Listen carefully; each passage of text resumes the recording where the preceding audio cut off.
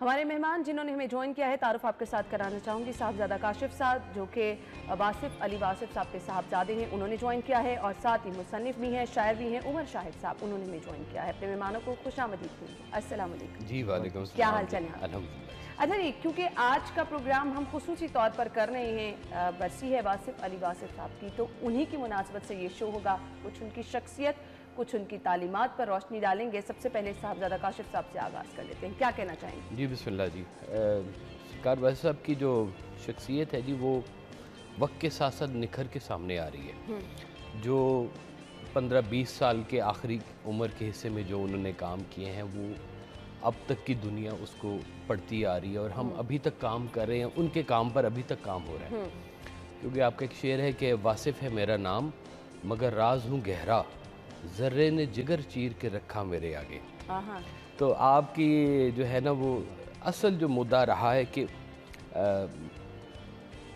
عبادت اللہ کی، محبت سرکار دو عالم صلی اللہ علیہ وسلم کی، اور خدمت انسان کی، یہ پورا ایک فوکس تھا جہاں پہ کرایا۔ اور جو نوجوان نسل کے ساتھ آپ کا جو انٹریکشن تھا، آپ بڑے پر امید بھی تھے نوجوان نسل کے بارے میں، اور یہ جو ساری تعلیم جو پرانے صوفیہ کی جو چلتی آ رہی تھی نا، وہ یوں سمجھیں کہ آج کے دور کے واصف صاحب نے وہ ساری باتیں بالکل آپ کی زبان میں، آپ کے لہجے میں، آپ کے نوجوان نسل کے ساتھ بات کی، اور ان کو امید کے ساتھ منسلک رکھا ہے۔ آپ کہتے تھے دیکھو اگر انتظار ہی کرنا ہے تو برے وقت کا کیوں انتظار کرتے ہیں، اچھے وقت کا کیوں نہیں انتظار کرتے ہیں۔ بالکل۔ اور بات بات پر نا آپ ان کو موٹیویٹ کرتے تھے، کہتے تھے کہ امید کے ساتھ جڑے رہو، اللہ سے امید مانگو۔ آپ کہتے تھے کہ رحم تو کہتے ہی رحمت اس تصور کا نام ہے جو آپ کی خامیوں کے باوجود آپ پر کیا جائے، کہ خامیاں ہیں تو ہی تو رحمت کا تصور ہے، ورنہ رحمت کا کیا تصور ہے۔ نیک تو سارے بخشے ہی جائیں گے، ہم تو وہ ہیں کہ جو نالائق بھی ہیں لیکن ہم رحمت کو مانگنے والے ہیں، رحمت کے طلبگار ہیں۔ عمر شاہد صاحب کی طرف میں جانا چاہوں گی۔ سب سے پہلے آج جیسا کہ ہم خصوصی طور پر پروگرام ہی یہ نشست اسی سلسلے میں کر رہے ہیں، واصف علی واصف صاحب کی برسی، کیا کہنا چاہیں گے ان کی شخصیت سے؟ واصف علی واصف صاحب کی شخصیت جو ہے وہ اتنی کثیر الاطراف ہے کہ اس کے اتنے پہلو ہیں کہ آپ اس کو پڑھتے رہیں، اس میں کھو جائے، آپ اس کے آخر تک پہنچ نہیں پائیں گے۔ کمال کی شخصیت ہے۔ آپ کی شخصیت کے بارے میں انہی کا ایک جو ہے قول وہ نقل کرتا ہوں۔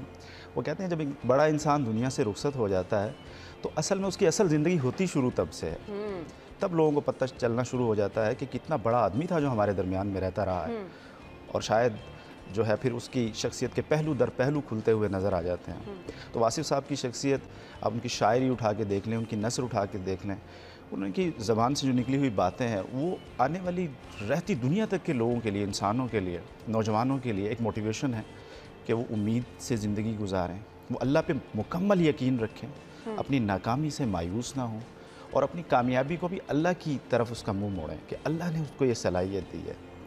تو ہر لمحہ ان کے ہر قول میں بڑے بڑے اسباق پوشیدہ ہیں، ہر لفظ میں، بلکہ میں کہوں گا ایک ایک لفظ کے اندر وہ گوہر پوشیدہ ہیں کہ انسان سوچتا چلا جاتا ہے، اس کی گہرائی کو پا نہیں سکتا۔ بالکل آپ نے صحیح کہا، اور بہت اچھے انداز میں آپ نے جو ہے وہ روشنی بھی ڈالی ہے اس پر۔ اچھا کیسا لگتا ہے جب لوگ کہتے ہیں کہ جی یہ واصف علی واصف صاحب کے صاحبزادے ہیں، ان کی باتیں آپ سے شیئر کرتے ہیں، ان کی شاعری آپ کے سامنے پڑھ کے سناتے ہیں، بڑا پراؤڈ فیل ہوتا ہوں؟ جی ہاں، پراؤڈ بھی ہیں جی ہم، بے شک اس میں کوئی بات نہیں ہے۔ یہ یوں سمجھیں کہ ہماری پوری آئندہ نسل کے لیے بھی آپ کی شخصیت جو ہے نا ایک وہ لائٹ ہاؤس کی طرف سے رہے گی، مشعل راہ بن جاتی ہے، مشعل راہ بنے گی، اور وہ پھیلتی جائے گی یہ بات۔ لیکن آپ فرماتے تھے کہ دیکھو اگر صف میں بیٹا کھڑا ہے نا تو بیٹے کو دیکھ لیا جائے گا، لیکن اگر بیٹا صف میں نہیں کھڑا تو پھر وہ کاہے کا بیٹا ہے۔ تو یہ بھی ضروری بات ہے کہ والدین کی تربیت اور ان کی جو تعلیم ہے وہ اگر بیٹے کے ذات میں اس کا مظہر نہیں ہے تو پھر اس کا مطلب ہے کہ کہیں کوئی خامی موجود ہے۔ تو واصف صاحب کے بیٹے بیٹیاں تو میں کہتا ہوں لاکھوں ہیں، جو آپ کے جتنے بھی پڑھنے والے ہیں، آپ کی جو رستے پہ چلنے والے ہیں وہ سب آپ کی بیٹیاں ہیں، سب آپ کے بیٹے ہیں۔ اور خاص طور پہ جو نوجوان نسل ہے نا، یہ تو اس وقت اتنی زیادہ اٹریکٹ ہو رہی ہے واصف صاحب کی تعلیمات سے۔ ہم لوگ جتنے بھی سیمینارز کرتے ہیں، ہمارے جتنے بھی ایونٹس ہوتے ہیں، اس کے اندر سمجھیں کہ 10% بزرگ شخصیات ہوتی ہیں اور 90% جو ہے وہ نوجوان نسل ہوتے ہیں۔ اچھا آپ کچھ شخصیت کے بارے میں بھی جانیں گے، شاعری کے بارے میں بھی جانیں گے، ایز اے فادر کیسے تھے؟ کمال ऐसे फादर अल्लाह हर एक को नसीब करवाए जी, जितनी तवज्जो से उन्होंने हमारी परवरिश की। मेरा ज़िंदगी का कोई लम्हा ऐसा नहीं है कि मैं कहूँ कि कोई मैं डांट डपट का वाकया याद है? अल्हम्दुलिल्लाह, बहुत शुक्र है जी। ये ज़रूरी होती है। ये बहुत ज़रूरी है जी। मैं उस वक्त भी बहुत खेलने का ज़्यादा शौकीन था और मुझे बहुत डांट भी पड़ती थी इसके ऊपर। मुझे अक्सर कहते थे कि तुम ना इंटेलिजेंट बहुत हो, कि भाई तुम मेहनती भी बन जाओ तो बड़ी बात बन जाएगी। तो मुझे वो मेहनत ना करने पे झाड़ पड़ती थी। फिर एक दिन मुझे फरमाने लगे, देखो ये हो सकता है कि तुम्हारी बहुत सारी मेहनतें ज़ाया हो जाए, लेकिन ये मुमकिन नहीं है कि बग़ैर मेहनत के मिल जाए। अब ये यहाँ पे जो है ना वो मेहनत के साथ जुड़े रहने का एक तस्वर वो आपने हमारी ज़िंदगी में डाला। फिर आप कहते थे कि देखो बेटा मेरे बाद घर में ऐसे रहना जैसे मेरी मौजूदगी में रहते हो। तो अब ये आप तस्वर करें कि हम अपने वालिदैन के सामने क्या करने से गुरेज करते हैं जो उनकी गैर मौजूदगी में कर रहे होते हैं। तो वो बातें अगर ज़िंदगी से ख़त्म हो जाए, आप जैसे फरमाते थे कि देखो मोमिन वो है जो तन्हाई का मोमिन है, तन्हाई का मोमिन है, बिलाशुबह। तो वो हमें बार बार इस बात पे लेके आते थे कि अल्लाह हर जगह पे मौजूद है, देख रहा है, आपके दिल में मौजूद है। वो कहते थे कि तेरे मुसाफिरों का सफ़र घर में कट गया। वो मुसाफिर जो है ना अल्लाह के मुसाफिर होते हैं, वो अपने अंदर खोजते हैं, अपने मन में डूब के पा जा सुराग़े ज़िंदगी।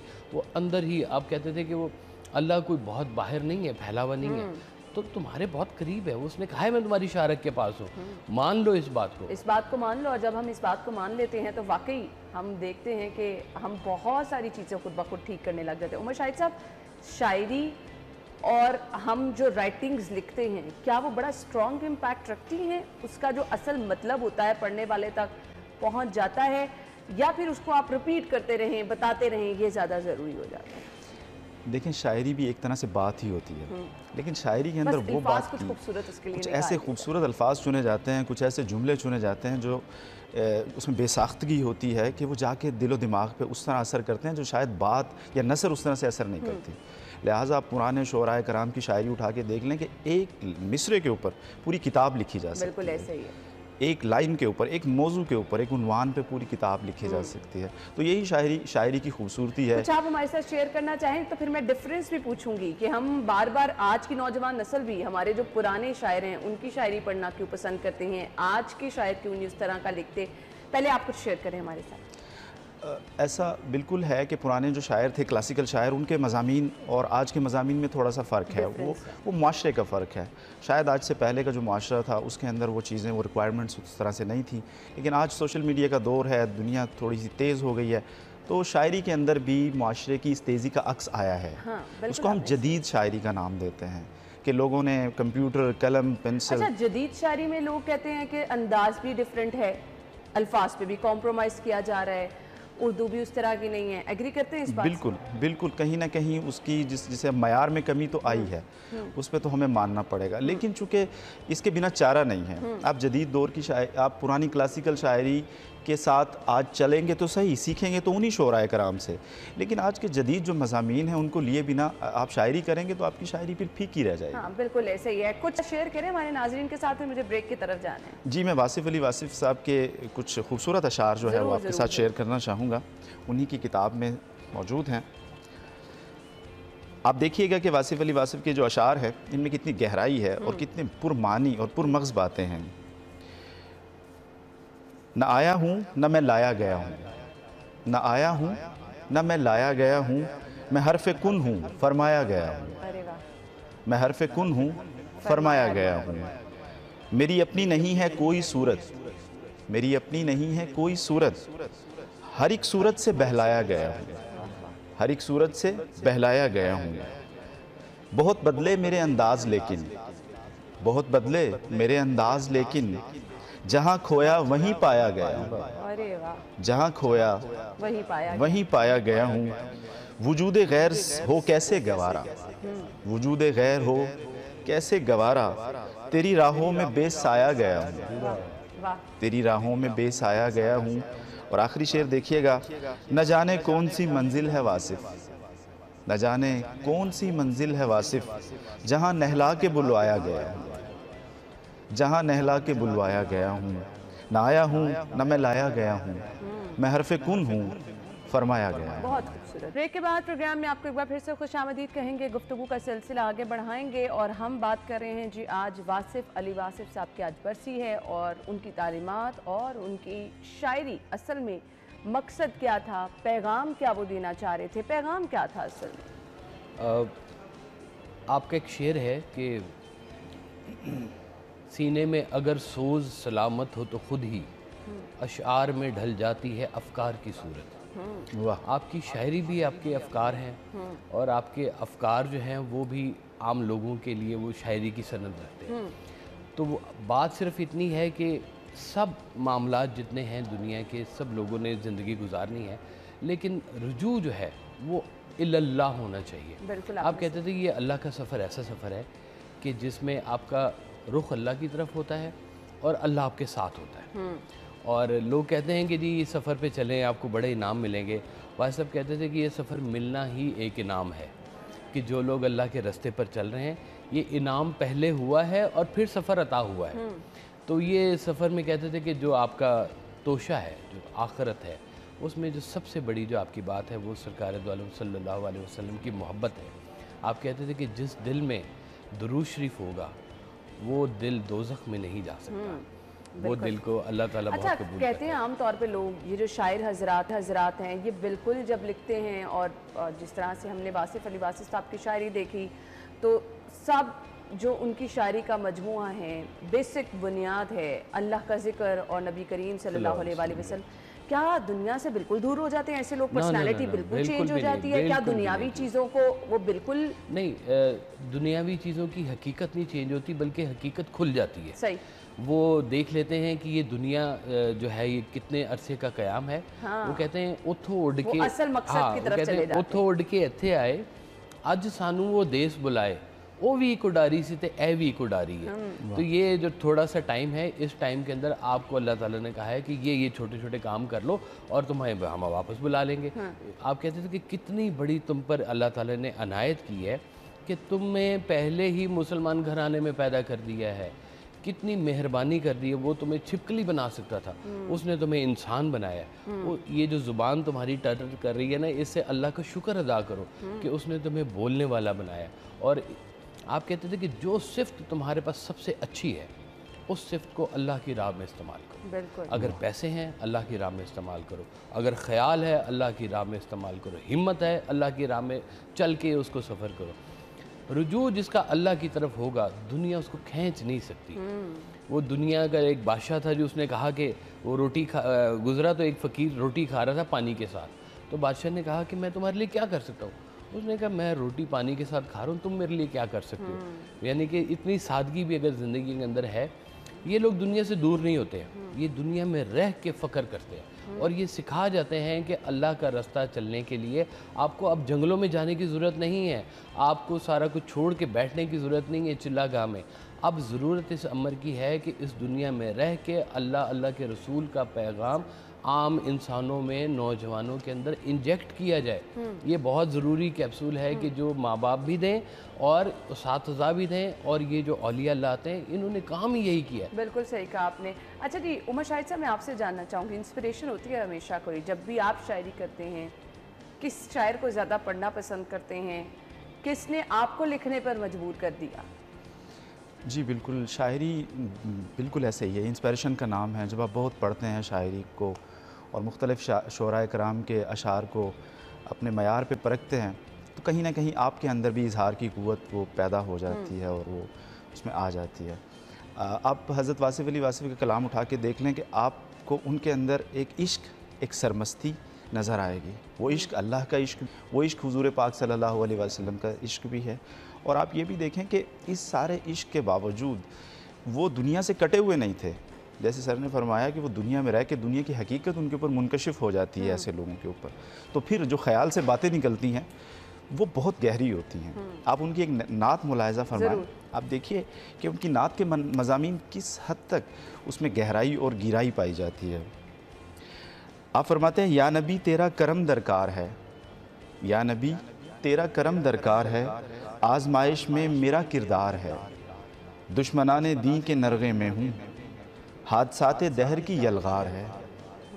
या हबीब अल्लाह तेरा ज़िक्र भी آج کے ماحول میں دشوار ہے، ہر نظر سہمی ہوئی ہر دل اداس، زندگی اب زندگی پر بار ہے۔ عہد ماضی میں جو امت تھی چٹان، آج وہ گرتی ہوئی دیوار ہے۔ دین پر دنیا مسلط ہو گئی، تیری امت بے کس و نادار ہے۔ دین کی خاطر ملا تھا یہ وطن، دین کا آئین ہی درکار ہے۔ دین کیا ہے تیری الفت کے سوا، دین کیا ہے تیری الفت کے سوا، دین کا بس ایک یہی معیار ہے۔ اور آخری شعر ملاحظہ ہو، تو نظر پھیرے تو طوفان زندگی، تو نظر پھیرے تو طوفان زندگی، تو نظر کر دے تو بیڑا پار ہے۔ سبحان اللہ، بلا شبہ یہی ایک نظر کرم ہے جس سے تمام بیڑے پار ہو جاتے ہیں۔ کیا کہنا چاہیں گے آپ، کیا سنانا چاہیں گے؟ سنانے کو تو آپ کی بہت ساری باتیں ہیں۔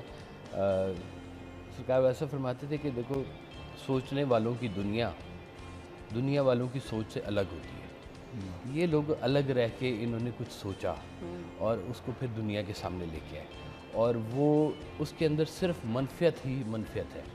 یہ باتیں جو ہوتی ہیں یہ کبھی بھی قرآن اور حدیث سے دور نہیں ہوتی ہیں، یہ اس کے بالکل، کیونکہ فیض کا منبع جو ہے سرکار دو عالم صلی اللہ علیہ وسلم کی ذات ہوتی ہے، علم کا شہر وہ ہے، وہیں سے ساری بات نکلی ہے۔ یہ لوگ مولائی ہوتے ہیں، مولا علی کے ماننے والے ہوتے ہیں، ادھر سے رستہ ان کا آتا ہے۔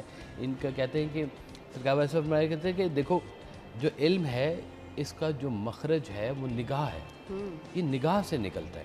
یہ کتابیں جو پہلی دفعہ بھی لکھی گئی ہیں کسی کی نگاہ سے لکھی گئی ہیں، تو یہ آپ آج کے دور میں اللہ کے ساتھ اپنی کمیونیکیشن بحال کرو، آج کے دور میں اس نگاہ کو ڈھونڈو۔ آپ کہتے تھے کہ جس نے تمہیں قرآن دیا ہے وہ اللہ آج بھی موجود ہے، اور اس اللہ کے ساتھ اگر تم آج بھی بات کرو گے تو وہ تم پر اپنی کتاب ظاہر کرے گا، اس کے راز مخفی چھپے ہوئے آپ پر ظاہر کرے گا۔ تو سارا جو مجموعہ ہے آپ کی زندگی کا، وہ اللہ کے رسول اور ان کے حوالے سے زندگی گزارنا، یہ چھوٹے چھوٹے معاملات میں، نوکری میں، اسکول میں، شادی میں، آپ کہتے تھے کہ دیکھو اگر تعلق رکھنا ہے تو جھگڑا کس بات کا، اور اگر تعلق نہیں رکھنا تو جھگڑا کس بات کا۔ ایک چھوٹی سی بات کے اندر نا آپ کا سفر آسان کر دیتے ہیں، اور جس کا سفر آسان ہوگا نا وہ چلتا جائے گا۔ اور آپ ایک چیز پہ بہت زیادہ فوکس کرتے تھے، معاف کر دو۔ ایک شخص نے کہا کہ جی میں کیسے معاف کر دوں اس کو، تو آپ نے کہا بیوقوف، اس کو نہیں معاف کرنا، اپنے آپ کو معاف کرنا ہے۔ تم کتنا بوجھ لے کے بیٹھے ہوئے اپنے اوپر، وہ تو جا کے شاید سو بھی گیا ہوگا، تم نہیں معاف کر رہے ہو۔ بالکل، تم معاف کر دو، اللہ تمہیں بھی معاف کر دے۔ اسی نوٹ پہ جی ہمیں اجازت چاہیے، بڑی گہری بات ہے۔ آج کل جو ایک افرا تفری کا دور ہے، آپ کہتے ہیں فلاں سے جب تک بدلہ نہیں لے لیں گے ہم سکون سے نہیں بیٹھیں گے۔ آپ سکون سے باقی تب تک نہیں بیٹھ سکتے جب تک آپ اپنے آپ کو معاف نہ کر دیں۔ جس سے بدلہ لینا ہے شاید وہ تو آرام سے سکون سے سو ہی رہا ہو۔ تو اس چیز پر آپ بھی ضرور غور کیجئے، بہت ساری زندگیاں جو ہیں اس سے آسان ہو جائیں گی۔ تھینک یو سو مچ، بہت بہت شکریہ آپ کے وقت کے لیے۔